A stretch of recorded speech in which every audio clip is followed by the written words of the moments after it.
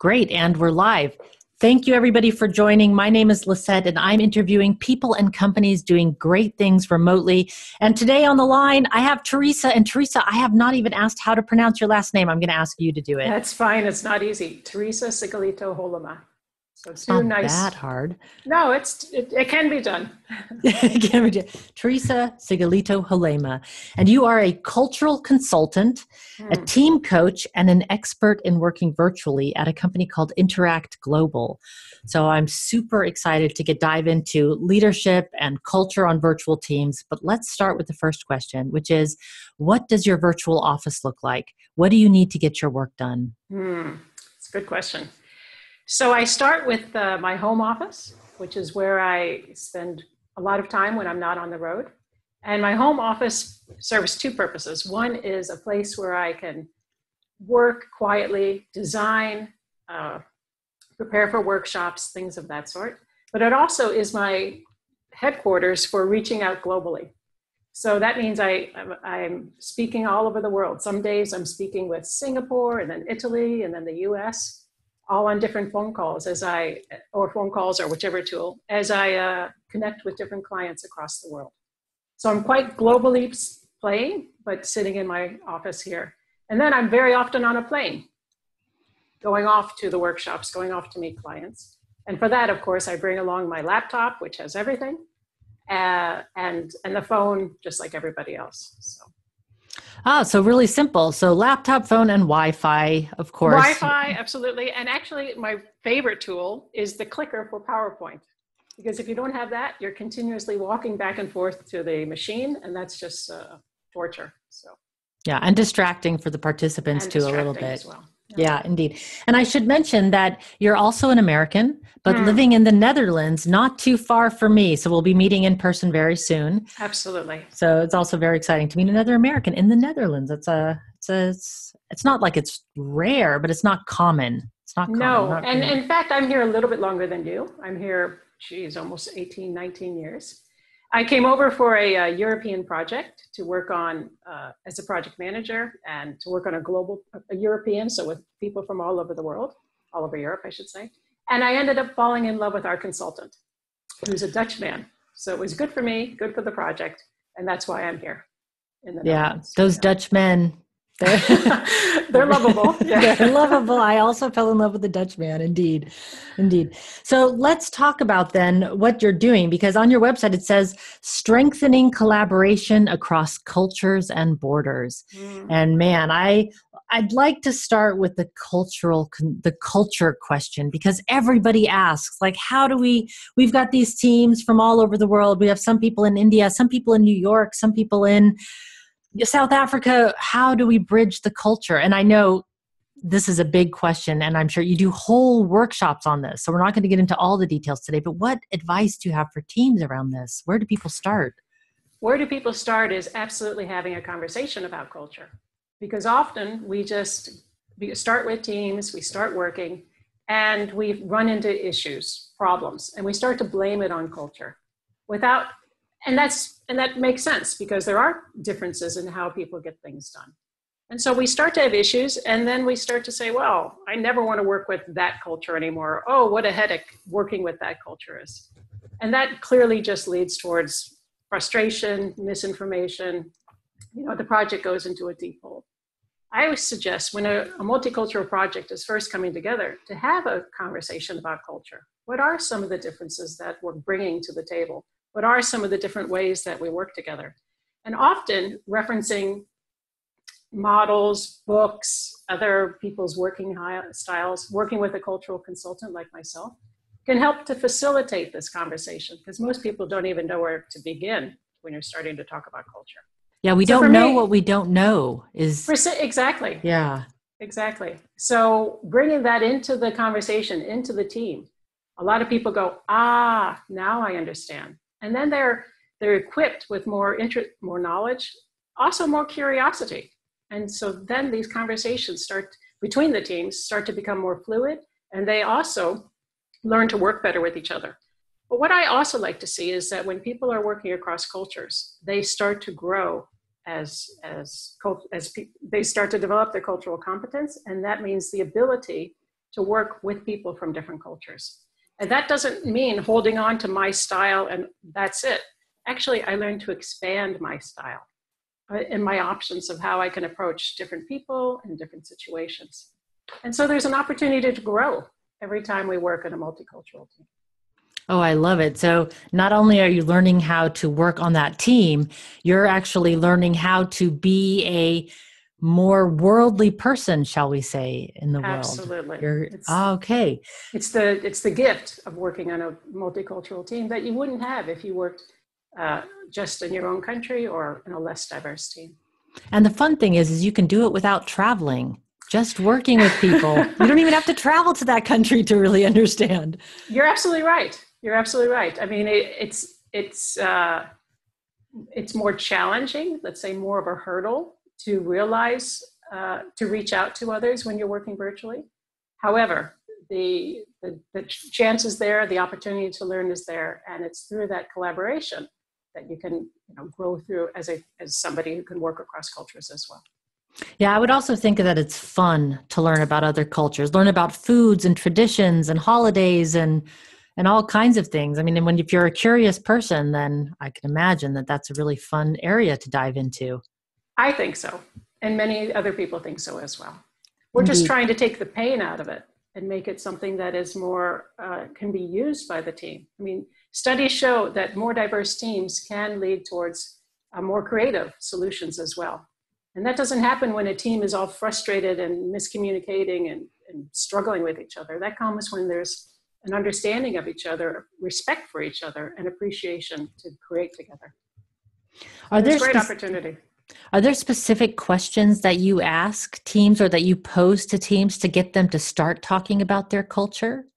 Because, for instance, I wouldn't know where to start with like if I were to explain my American culture, it'd be easier for me to explain the Dutch culture because I'm an outsider to the Dutch culture. So I know all the things that are different, but how do you bring that out?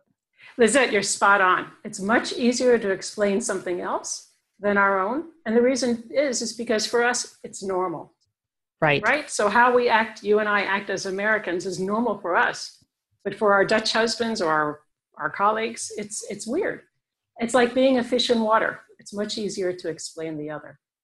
And so I have a whole process, let's say, of bringing people along to first understand that there are differences, and then to learn how to explain someone's own culture. I mean, that doesn't come, like you're saying, overnight. It's something that first we have to understand that there is this dynamic of culture, and then I can start to explain my own. Because when we're working in a team, being able to explain your own culture is quite important to explain your point of view, but also to help your colleagues understand your culture and the other people that they're working with as well. So there's a lot of dynamics going on when we're exploring this topic. I can imagine. And I can imagine it's easier to do if we get to visit the other country because then you get to see it firsthand. But on a remote team, we don't always get to do that. So having the conversation is the next best and most important thing, I suppose. But we can go beyond that. So we can read books about the countries that we're working with. We can read the newspaper. We can explore the holidays. We can learn more about the culture itself, speak to others. So there's a lot we can do, even in our own offices, to learn about the cultures of our colleagues. And I highly recommend people spend time on that. Indeed, I actually use YouTube for that. Every time I go to a different country to explore something, I always watch some sort of YouTube history about the country and just to learn a little bit, like how to say hello and that kind of thing. So YouTube is a great resource. Absolutely. Those are the basics, and there's more, and it's a great way to open the door. Fantastic. So now you've got a book that you've been working on. Now, is this the same book on the website, The Leading Virtual Teams Across Cultures? Yes. Okay. So now it looks like everybody can contribute to this book. It's a crowdsourced book. So before I tell people too much wrong information, tell us about the book. Thank you. Well, it's not a crowdsourced book, but it is a book that we are looking for stories. But let me take a step back because I decided at one moment I wanted to write a book about working across cultures remotely, because this is working globally, and I find that there's a lot of opportunity to share this kind of information with people. And I wanted to take the angle of coming from academia, seeing if there are research, theories, ideas that we can use in the business community when we are trying to figure out how to work virtually more effectively. But I'm not an academic, I'm a practitioner.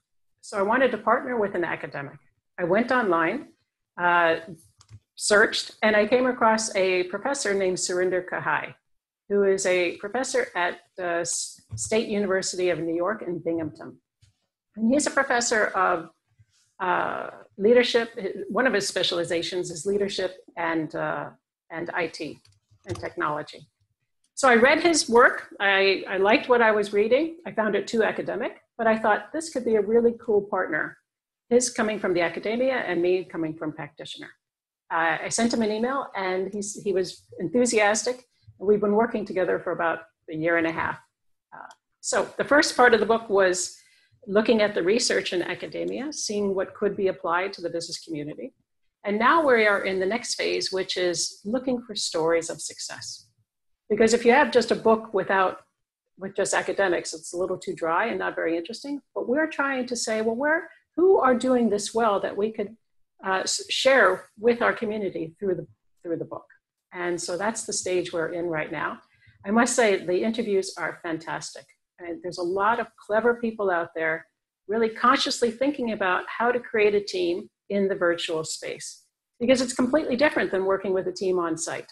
And there are many managers who say it's my responsibility to bring this team together, even though they're sitting in different locations, and even though they have different cultural backgrounds as well.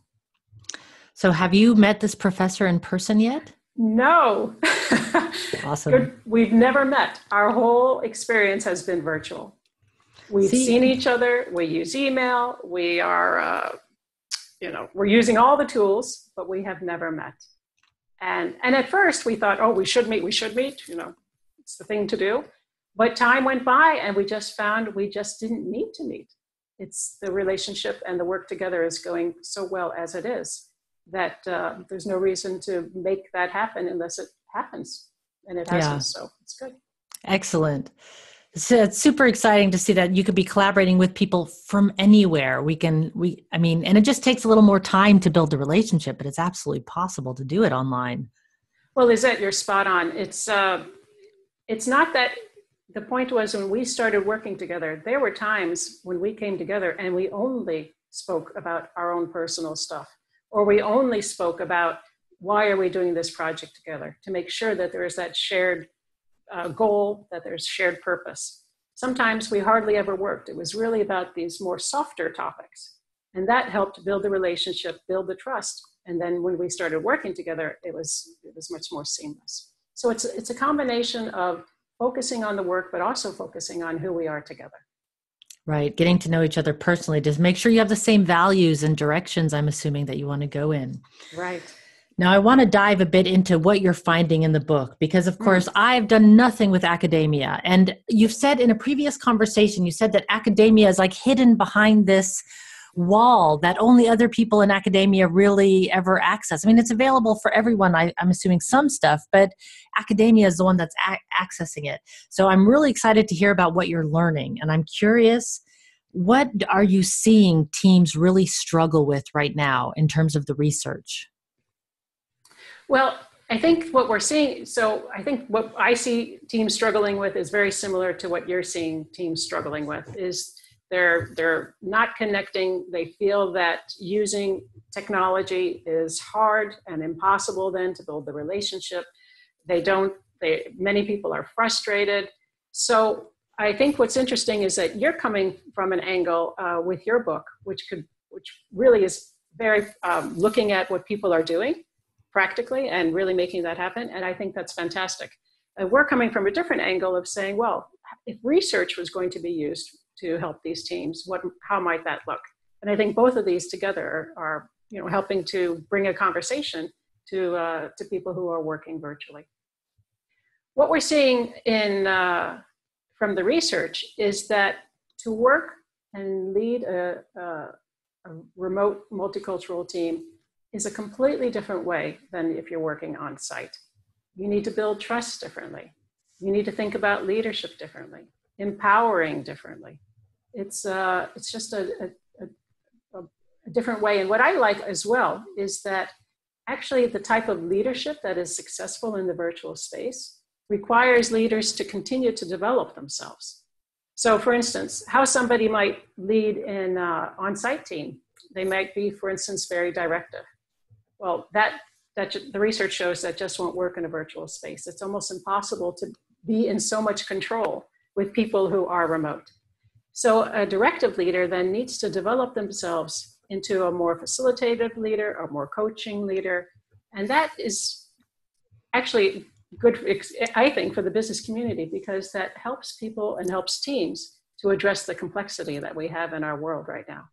So it's exciting. That's why I think when leaders say, oh, I'm now leading a virtual team, it's a great opportunity for them if they consciously think about how to do it well. How many managers maybe I should ask, what's the resistance from managers in terms of learning how to lead in this new way? Or what's the resistance from managers for going remote that you're seeing? Technology. They don't think they can coach somebody from afar. They don't think they can control someone from afar. They don't think they can build a team where they have to talk into the computer or in the phone. They don't have people. They don't feel like, how can I lead people if I never am with people? If I can't take someone for a coffee and really talk about what's going on. So there's a lot of resistance to using technology, going beyond the hurdle of technology to build a team. And it can be done. And so my work is trying to share with people that it can be done and how to do it as well. Yeah, technology, it can be really scary. A lot's happening, and it seems to be going exponentially fast in terms of the apps and software and tools that are being developed. I mean, we've got the telepresence robots and holograms are really just around the corner, and I can imagine that it's intimidating for people to see this. And what I see is people are still struggling with basic online meetings, like basic video conferencing. Well, I know I've heard you say that Skype is one of the least preferred tools to use for meetings, and my clients, that is actually what they're using. Right. So they're not. It's not my clients are generally not IT companies. They're manufacturers, they're banks, they're insurance companies. So they're not perhaps as up to date on the technology as others who could use that to work remotely. But nevertheless, we're still have this reality of the technology they have. So how can they build a team remotely? And it is possible, and that's what I support them to do. And so in terms of leading in a different way, we've got that they need to be less directive and more focused on continuous improvement. Are there other things that managers need to do differently that you're seeing? So if we start to think practically, for instance, how we build trust in a virtual space is different than an on-site. So in an on-site, you can build trust within a team by going out to lunch, getting to know each other. Maybe our children go to the same school. So we get to know each other as people, and then we start to work together. But in the virtual space, that's really difficult because I'm sitting in the Netherlands and my colleague is in China. Our kids clearly don't go to the same school. So we've seen that there's this concept of swift trust that, okay, we're ready to trust, but it's through working together that we will start to build trust through understanding your capabilities. So that means if I'm a team leader, I need to very quickly have some quick deliverables so that people can prove trust to each other when I'm creating the workflow, for instance. I like this word, swift trust. I like that. Yeah, so people are generally ready to trust, but it needs to be proved very quickly that I'm capable. And that means sending information to each other, working together. And so that has an influence on the workflow. Another example is this idea of interdependence. So if we're thinking about who should work with who on a task, often we will have the people down the hall working together. And because it's just easier. Logistically, it's easier, language, culture, etc. But if you're trying to form a virtual team, actually, that's not the best solution. We want somebody sitting in country A to work with somebody sitting in country B. The reason being is because you start to have different points of view. So different perspectives coming together. You also start to learn about each other. But equally importantly, you build trust. Because again, it's through working that we start to prove that we're capable, that we start to prove that we're interested in each other, and that we share the same goal through conversations and learn about each other. Now, most teams will say, oh, please don't make me work with the guy in the other country when the guy down the hall is so much easier.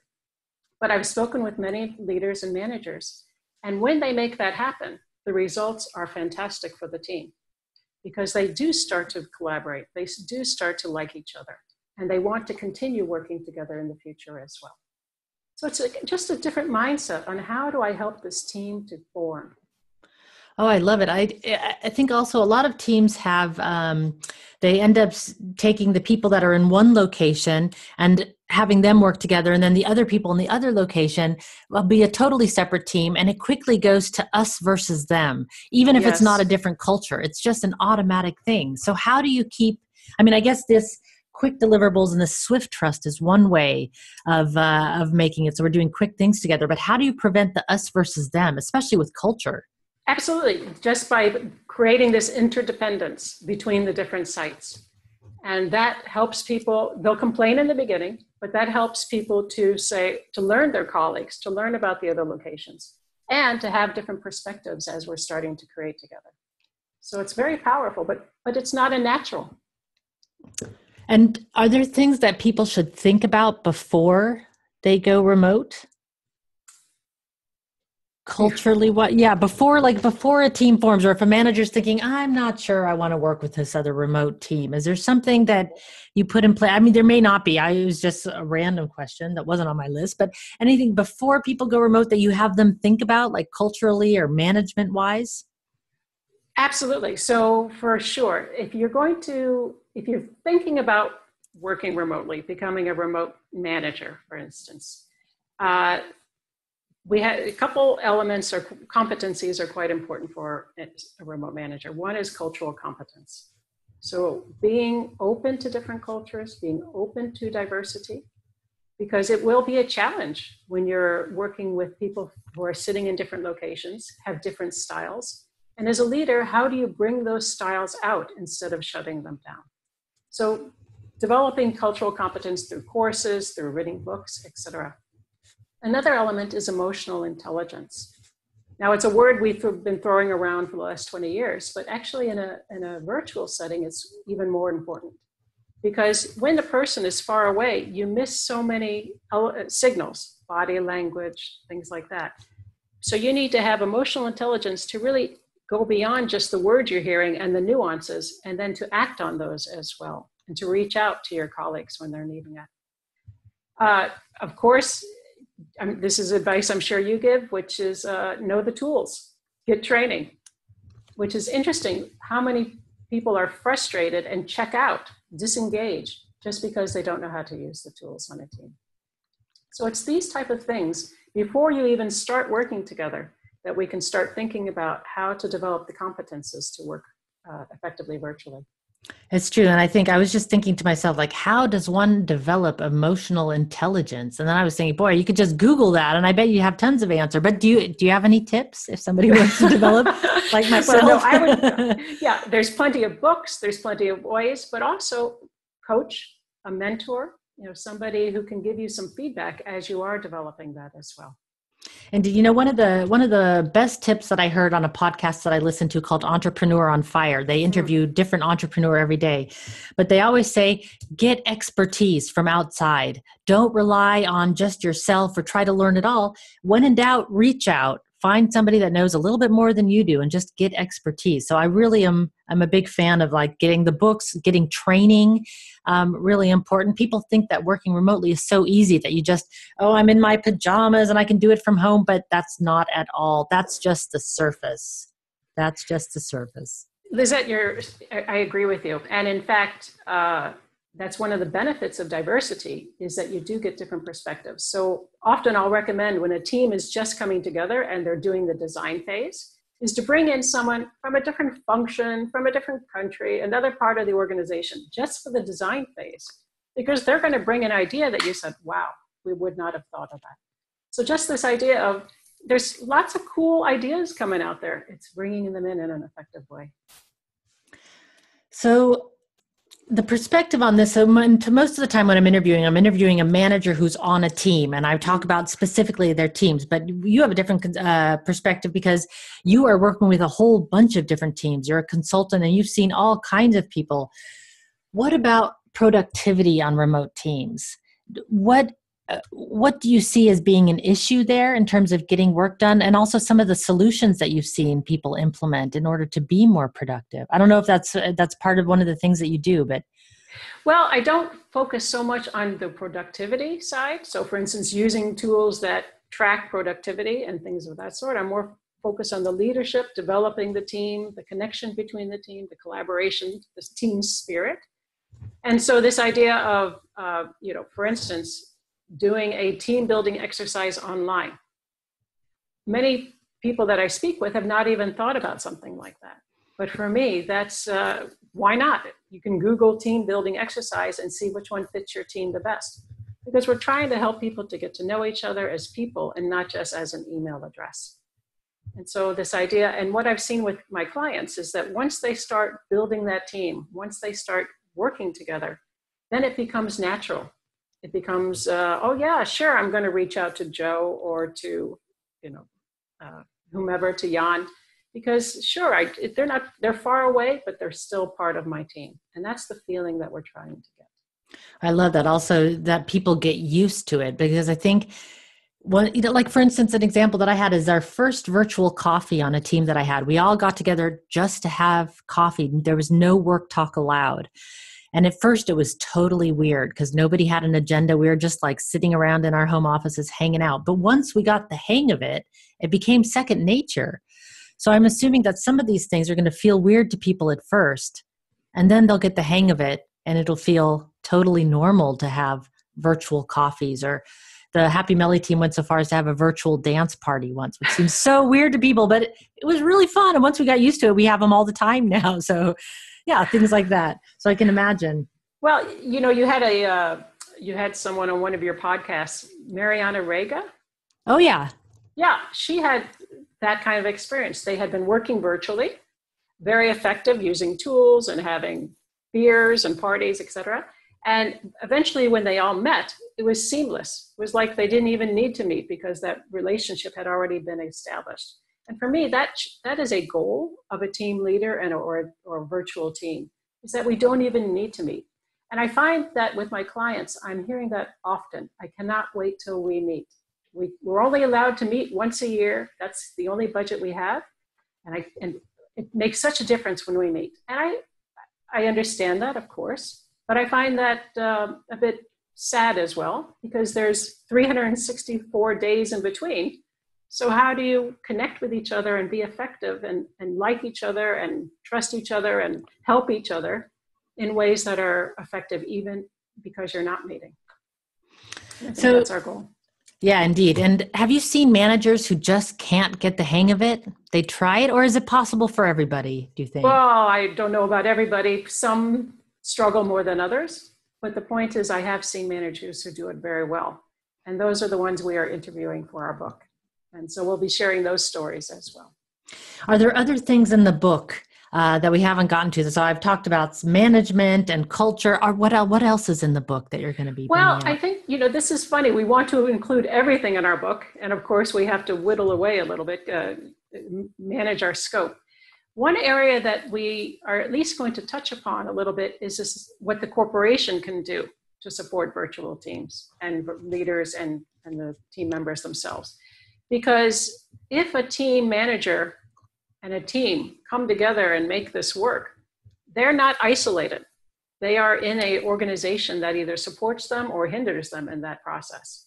And so we're also going to be having some advice chapter, let's say, for executives who are thinking about how do we make this work in our organizations, because that is also so critical.